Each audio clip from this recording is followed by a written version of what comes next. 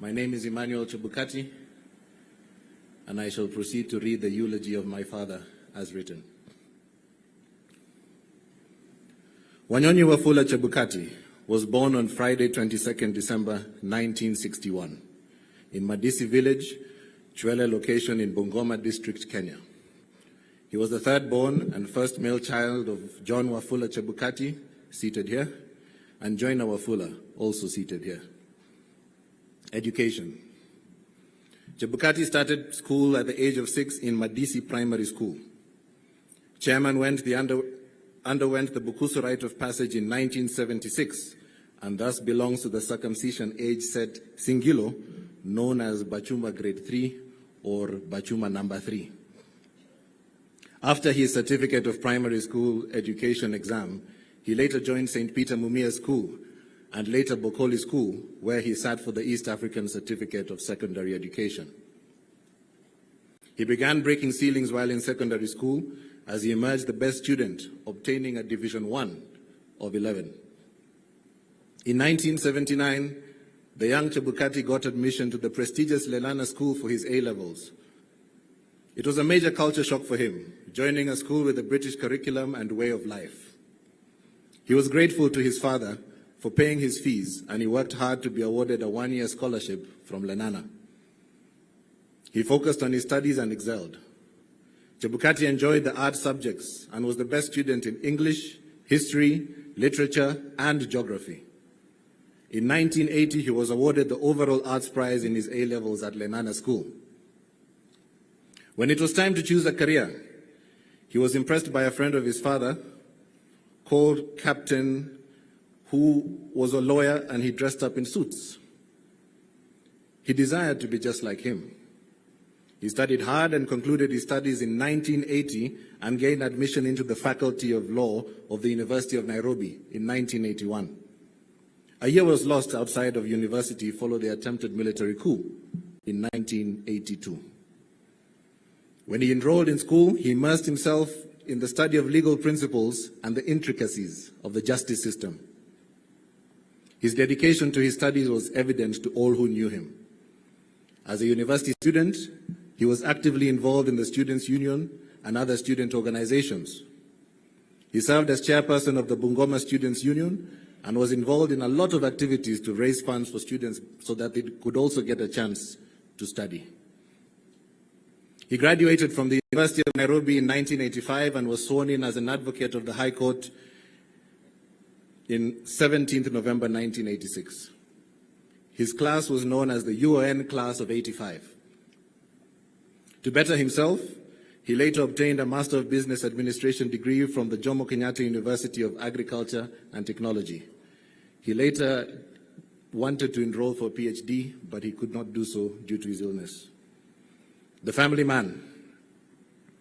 Beyond his professional achievements, he was a devoted husband and father. He met his wife, Mary, an accountant working at the Ministry of Finance while in Mombasa, where she was undertaking a training. What started out as him giving her legal advice ended up in love and courtship, with numerous phone calls to Nairobi, where she had returned, and bi-weekly flights to visit her. It took many dinners before he finally gathered the courage to propose to her. He cherished his wife, Mary. They went on to have 3 children, a daughter, Rachel, who is by my side, and 2 sons, Jonathan and Emmanuel. Chebukati was a hands-on dad. As true as he was to his profession, was as he to his role as dad. He always enjoyed the holiday season with family, as he would make it a point to take his family on holiday every Christmas period, without fail. His family was his anchor, providing him with the strength and support he needed to carry out his duties. Chebukati found solace in his family. Within the bounds of the law, Chebukati's journey into the legal world was not just a career choice, but a calling. Immediately upon his graduation in 1986, he opened his own law firm, Wanyonyi and Company Advocates, in Mombasa, which he managed successfully for 20 years. He saw the law as a powerful tool to bring about change and to uphold the principles of fairness and equity. He was a principled lawyer and believed that a client had to be told the truth from the onset. Honesty was his mantra. To him, the law was not just a set of rules and principles, but its role was to protect the vulnerable and hold the powerful accountable. He spent countless hours poring over legal text to refine his skills. He was a sought-after speaker at legal conferences, at seminars where he shared his insights. He was often called upon for his expert opinion. Chebukati believed in giving back to the community and took great pride in mentoring young lawyers, providing guidance, and sharing knowledge for them to succeed and establish themselves in the legal field. In the year 2006, he founded Kutu and Associates Advocates, a Nairobi-based partnership law firm with 5 others. Kutu was an acronym for All C Partners, with C standing for Chebukati. Chebukati took on numerous cases, many of which were challenging and complex, yet he never shied away from a fight. He defended the rights of people, whether it was a high-profile case or a pro bono effort for a marginalized individual. Each case was handled with the same level of care and dedication. He believed that everyone deserved a fair chance and that the law should serve as a shield for those in need.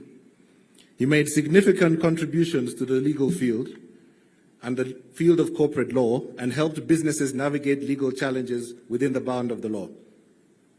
Chebukati loved the law and had 38 years of post-qualified experience at the time of his passing. He has left an indelible mark on the legal landscape of Kenya. Politics.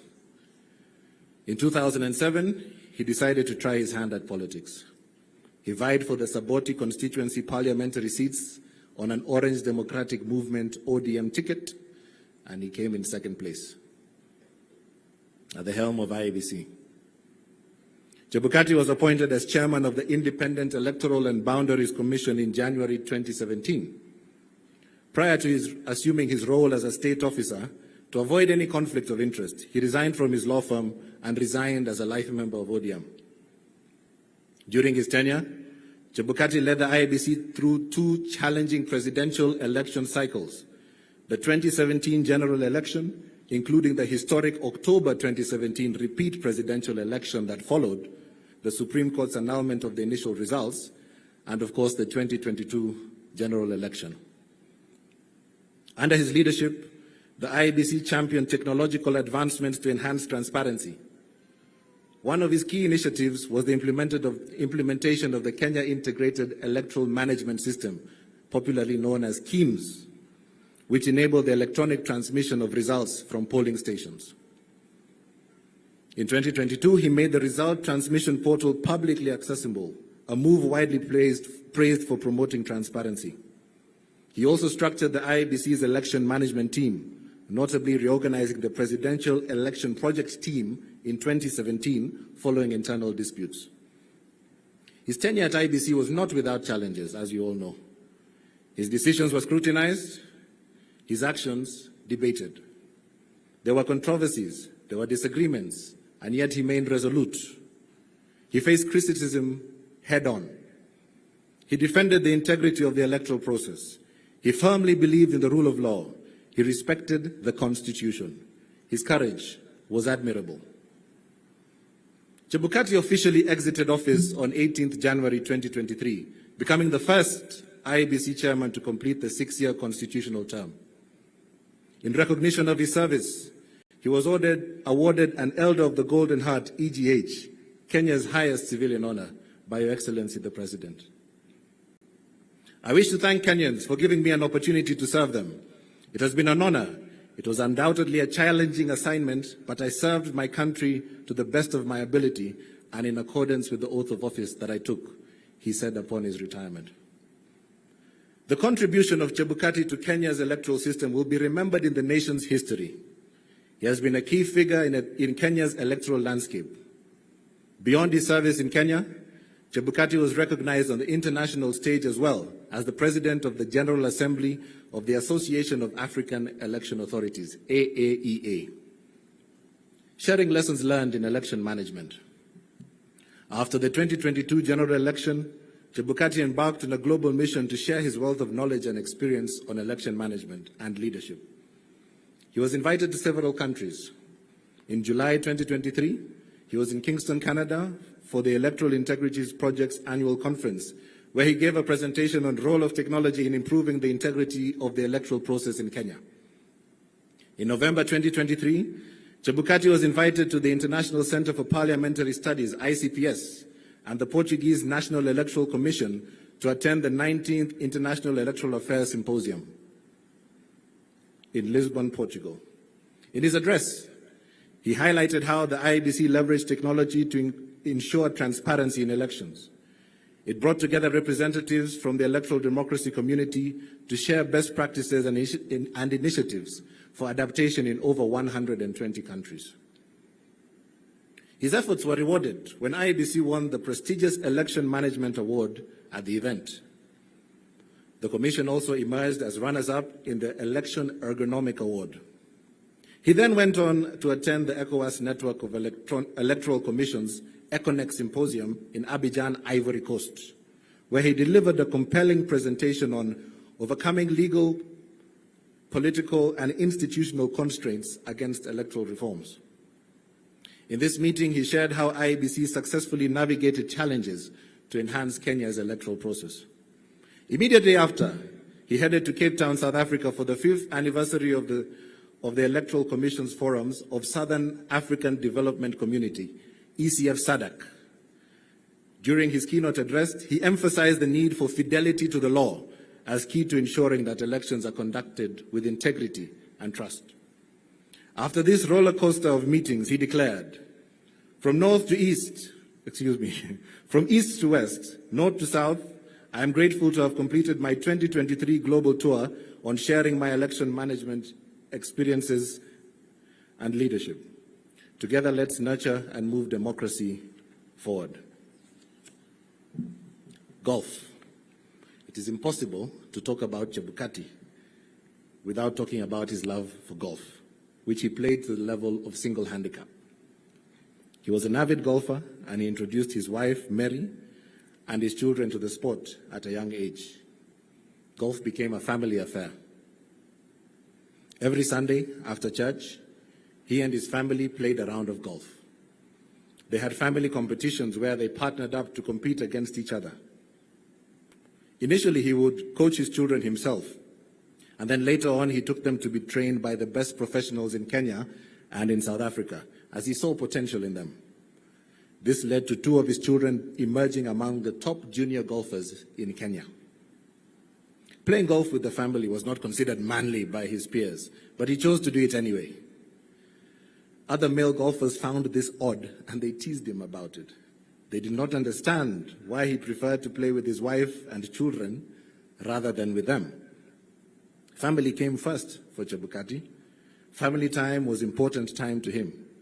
The Chebukatis would dress up in matching outfits when they played against each other every Sunday, and they became trendsetters. Golf was his escape.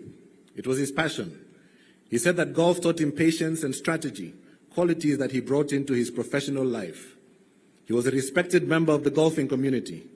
He served as captain and chairman of both Mombasa Golf Club and Nyali Golf Club, and as the coast representative to the Kenya Golf Union. He also encouraged his wife Mary and daughter Rachel to take up leadership positions in the golf community, and was extremely proud when they not only served at golf club level, but also ascended to various golf leadership positions at a national level. Professional memberships. Chebukati was a member of the Law Society of Kenya and a member of the Institute of Certified Public Secretaries. How he will be remembered. Chebukati will forever be remembered as a dedicated and loving man. He cherished his wife Mary and his children, and he strived to give them the best of everything at all times. He will also be remembered as a fearless, principled, and diligent leader who served this nation with dedication. A man who stood for and defended the sanctity of free and fair elections.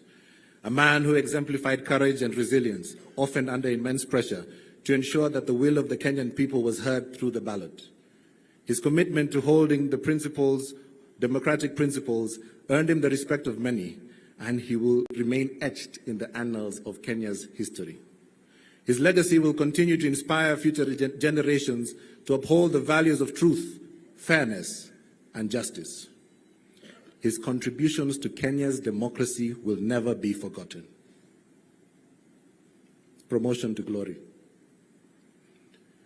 In April 2023, Chebukati was diagnosed with glioblastoma, GBM, an aggressive malignant brain tumor. He immediately had a successful surgery, and after his recovery, he was quickly back to undertaking his various duties as a retired state officer.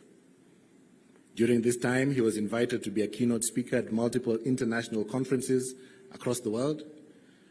He wrote his memoirs, and he played golf frequently. Unfortunately, there was a recurrence of the GBM in April 2024, followed by a second successful surgery, after which he chose to spend most of his time with his family, who showered him with love and positive energy. He fought bravely, stayed cheerful, and beat the odds for many months. Sadly, the doctors informed the family that he had passed away on the night of Thursday, 20th February 2025, due to a cardiac arrest while he was admitted at the hospital. Thank you. Let's appreciate the family for just being able to read the eulogy, eulogizing the great man who was their father. At this juncture, we want to get to hear some tributes. And as we do that, I would be requesting, if I ask you to come, kindly confine yourself to you saying what needs to be said, as opposed to bringing any other crowd to the stage. And so I'll be inviting members from the clan. I would invite